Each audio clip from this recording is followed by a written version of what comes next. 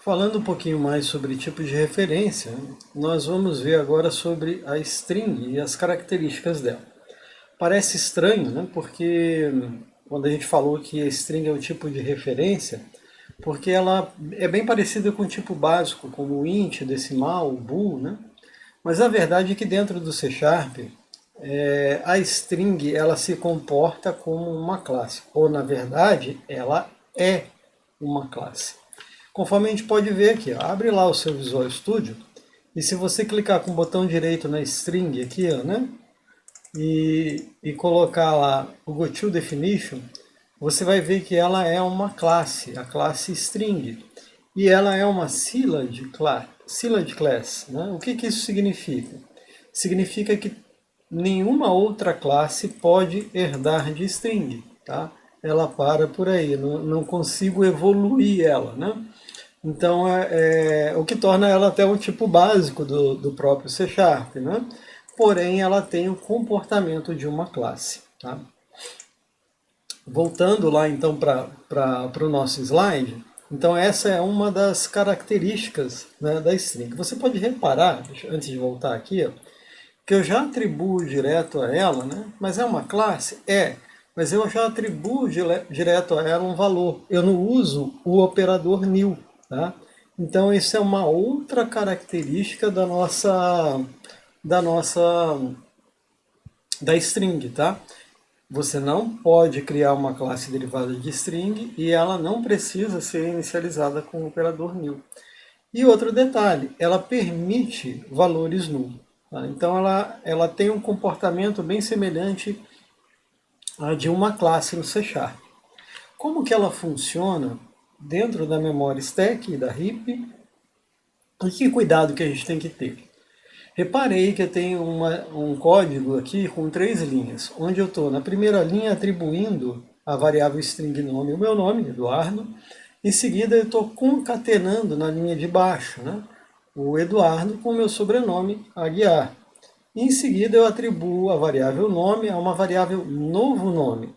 Como que ela se comporta dentro da stack e da heap? Então vamos lá. Quando eu declarei a variável nome, ela então reservou um espaço na stack, na pilha, para gravar, para deixar ali o endereço do conteúdo da variável nome. Onde, se é em endereço, onde fica então o conteúdo da variável nome? Fica na heap. Tá?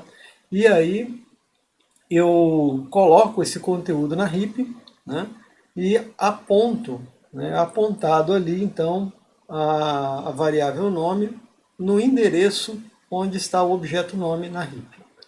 Em seguida, quando eu faço, né, a atribuição do Aguiar, repare que ele remove aquela minha referência do endereço onde está o objeto Eduardo e cria um novo objeto chamado Eduardo Aguiar. Tá? E em seguida, quando eu crio lá a variável novo nome, né, ela aparece ali na stack e quando eu atribuo o valor, ela aponta para o mesmo local onde está o Eduardo Aguiar. É por isso que a gente tem que ter bastante cuidado com respeito a trabalhar com string. Para um código desse de 3 linhas, não haveria problema nenhum de você concatenar isso. Quando você tem um volume maior, você está num loop, aí a gente tem que ter cuidado, porque a gente começa a encher a memória com algo desnecessário. É melhor a gente trabalhar com uma classe no C Sharp chamada String Builder, que vai resolver esse problema para a gente. Então, vamos ver isso na prática? Olha aí, eu vou executar lá o nosso programa Escovando Bits, que está no GitHub, e a gente vai ver aqui um pouquinho sobre strings. Eu vou aumentar aqui a letra para você ver.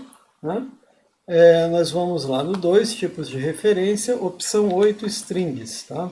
Então, repare que eu vou fazer exatamente, ou melhor, um pouco mais elaborado do que o exemplo do slide. Tá? Estou colocando lá na variável nome, Eduardo, aí é alocado na heap o quê? O conteúdo, né, da variável nome, que é Eduardo. Tá? Isso foi alocado na heap. Em seguida, O que que eu estou fazendo? Eu vou fazer uma comparação. Tá vendo que eu criei uma variável chamada nome original? Tá? Esse aqui eu faço com object reference equals, ou seja, isso aqui ele serve para dizer o quê? Se aquela minha variável está apontando para o mesmo objeto ou para o mesmo lugar na memória heap. Ele vai me dizer, ó, que a variável nome aqui e a nome original, elas apontam para o mesmo local na memória heap. Olha aí, né? Ó, deu true, né, essa comparação, ambas apontam para a mesma referência. Em seguida, eu vou concatenar o nome, né, com o Aguiar. Repare que ele fez, ó. O nome ficou como Eduardo Aguiar e o nome original, né, ele ficou apenas como Eduardo, até tendo um comportamento bem parecido com o tipo de valor, tá? No entanto, ambas as variáveis, elas estão agora, a gente tem duas, né? O Eduardo Aguiar, guardado lá na heap, tá? E se não existisse essa variável aqui, ia ficar lá o Eduardo, mas sem nenhuma variável apontando para ele, tá? Como eu mostrei no slide, tá? Então, aí a gente especifica aqui, ó, né? É alocado na heap o conteúdo Eduardo Aguiar em outro endereço, tá? E como que eu sei disso? Ó? Veja que agora eu vou fazer a mesma comparação que eu fiz aqui na linha 331, verificando se ambos possuem a mesma referência. O que que ele vai dizer para nós? Opa, dá um F10. Olha lá, ele falou, olha, nome original é igual a nome? Falso, né? Quando eu alterei a variável nome, ela passou a apontar para o endereço, para outro endereço. Tá bom? Então vamos continuar. Aí eu tenho agora a variável novo nome, onde eu estou atribuindo o valor nome. E veja que eu vou fazer três comparações. A primeira, se o novo nome é igual ao nome original que a gente tinha aqui, ó. Não, porque eles não apontam para a mesma referência, tá ok? Segunda, eu vejo se o nome é igual ao nome original, tá? Será que é? Vamos ver aqui, né? Novamente false, né? Por que false? Porque o nome, né, que é o que a gente chegou nesse resultado aqui, ele está diferente do nome original, tá? Em outro endereço de memória, tá? E a variável novo nome com nome, agora elas apontam para o mesmo lugar? Sim, é o que eu estou mostrando aqui, ó. O reference equals vai dizer que é true. Eles estão apontando para o mesmo lugar, tá? Aí aqui vai um outro alerta aqui. Cuidado ao fazer comparações.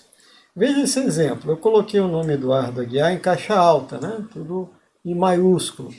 E muitas das vezes um erro muito comum que a gente vê é quando a pessoa vai comparar algo que está em caixa alta ou em caixa baixa, que está no lower ou uppercase, né? Aí o que, que a pessoa faz? Ela coloca as duas variáveis, igual eu estou fazendo aqui, ó. As duas variáveis, a variável nome e a variável nome caixa alta, eu estou jogando tudo para minúsculo. Quando eu faço isso, quando eu chamo esse método, o que, que o C# faz? Ele vai criar mais dois objetos string lá na minha memória heap. Tá?